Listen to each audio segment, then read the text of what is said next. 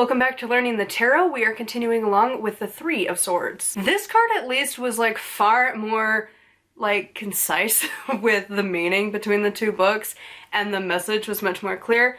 Rude, but clear in comparison to the Two of Swords. I'm also feeling better, so maybe that's a little bit, because when I was editing that video, I'm like, well, I mean, like, maybe I could see that.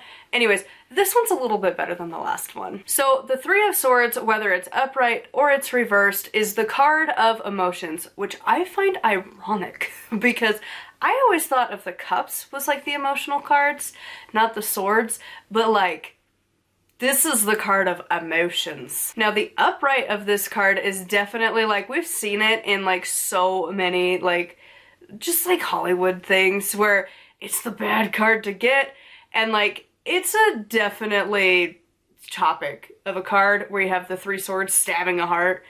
It makes sense.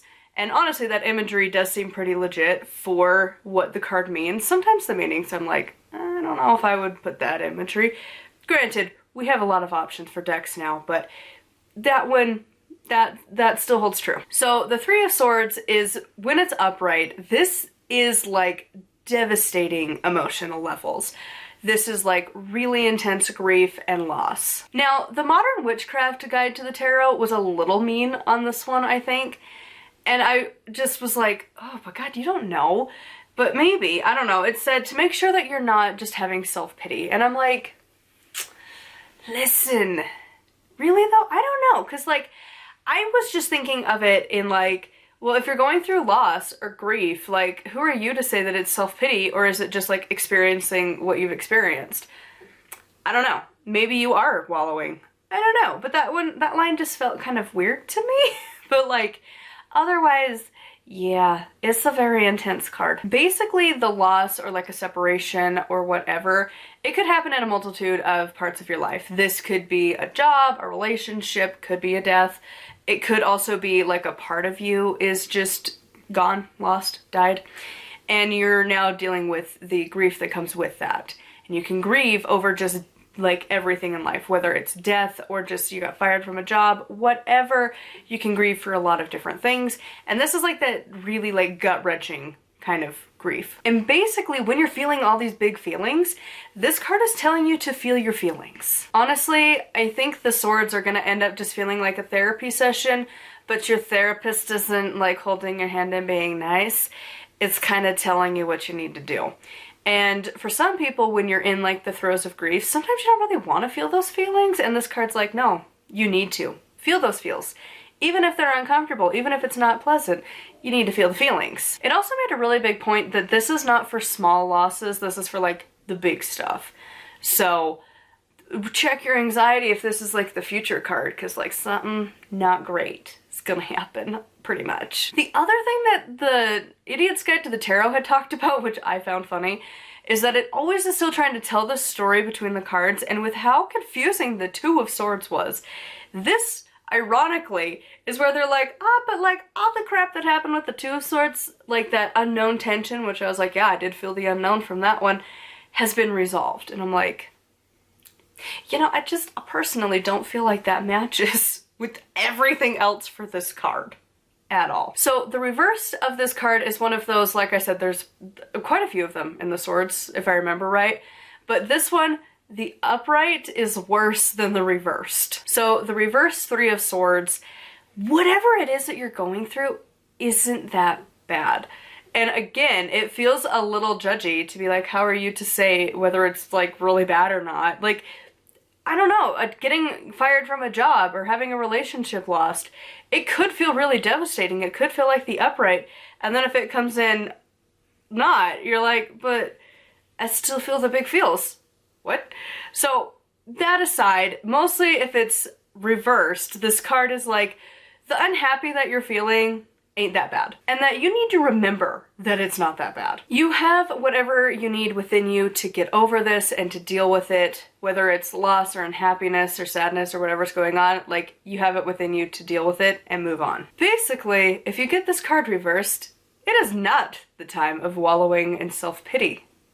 Not right now. Basically, whatever it is that's upsetting you, you have to remember it will pass, everything changes. For good or worse, it changes. The swords are not here to comfort you, is basically what it's saying. And the thing that I just, when I kept reading it, that kept coming to my mind was basically like the saying a lot of us have been told is like, put your big girl panties on and go deal with it. That was kind of the vibe that I got from this card. And it just reminds you that whatever the situation is temporary, it will pass. Which honestly, I'm glad this card was so much easier to like dissect and like have a meaning to than the Two of Swords. Because that one, with the meanings being like so like contradictory and like kind of having a journey within them, I'm glad this one was much more just like, it is what it is. Now, it does make me question for like those of you who do readings often, like how do you like politely tell somebody like it's not that bad, you'll be fine, get over it, when it's the reverse?